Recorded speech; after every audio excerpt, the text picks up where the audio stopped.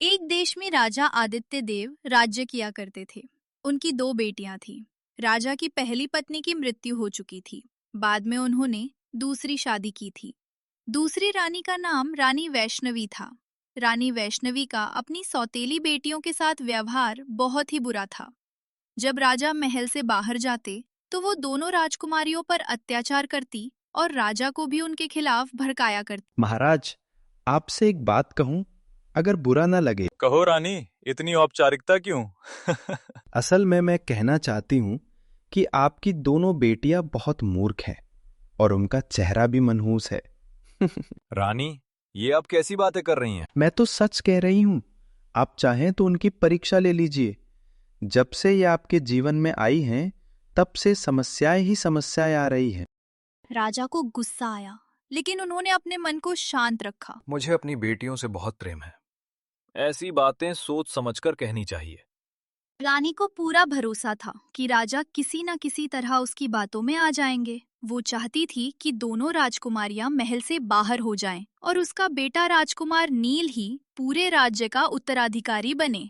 कुछ समय बाद राजा ने सोचा, हो सकता है रानी की बातों में कुछ सच्चाई हो। मुझे अपनी बेटियों की परीक्षा लेनी चाहिए। राजा ने दोनों राजकुमारियों को बुलाया।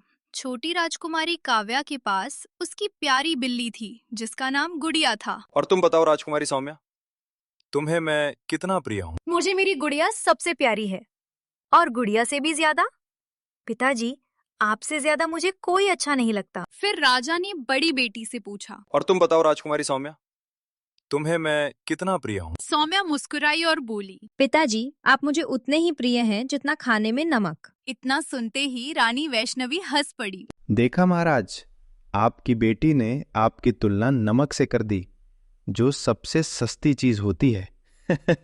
सौम्या, मुझे तुमसे ऐसी उम्मीद नहीं थी। सौम्या रोने लगी। उसका मतलब गलत समझा गया था, लेकिन राजा ने उसकी एक ना सुनी। इसके बाद राजा ने उससे बात करना भी बंद कर दिया। कुछ दिन बाद राजा बोले, मैं चाहता हूँ कि राजकुमारी सौम्या का विवाह राजकुमार अर्जुन से कर दिया जाए। ये सुनकर रानी बौखला गई। मैं ऐसा कभी नहीं होने दूंगी। लेकिन राजा ने उसकी बात नहीं मानी और दूसरे राज्य चले गए। इधर रानी ने षड्यंत्र रचा।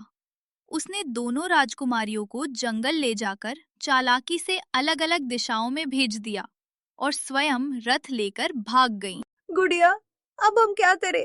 दीदी भी नहीं मिल रही। उधर सौम्या भी जंगल में भटक रही थी। महल में रानी खुशियां मना रही थी, लेकिन तभी राजा लौट आए।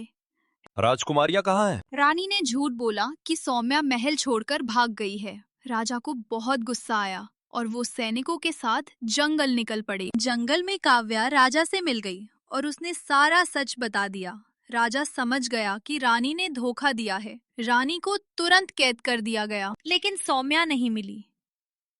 कुछ समय बाद राजा शिकार पर निकले और प्यास लगने पर एक गरीब लकड़हारे के घर पहुंचे। वहीं सौम्या छिप कर रह रही थी।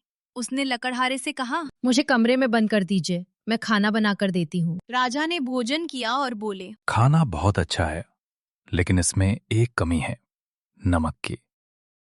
तभी सौम्या ने कहा, पिताजी, जैसे भोजन में नमक जरूरी है, वैसे ही जीवन में कुछ रिश्ते। राजा की आंखें भर आई। मैं तुम्हारी बात नहीं समझ पाया बेटी, मुझे माफ कर दो। राजा और सौम्या गले लगकर रो पड़े।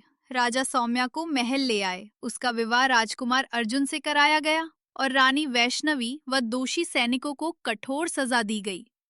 सीख: रिश्तों का महत्व अक्सर तब समझ आता है जब वे हमारे जीवन से दूर हो जाते हैं।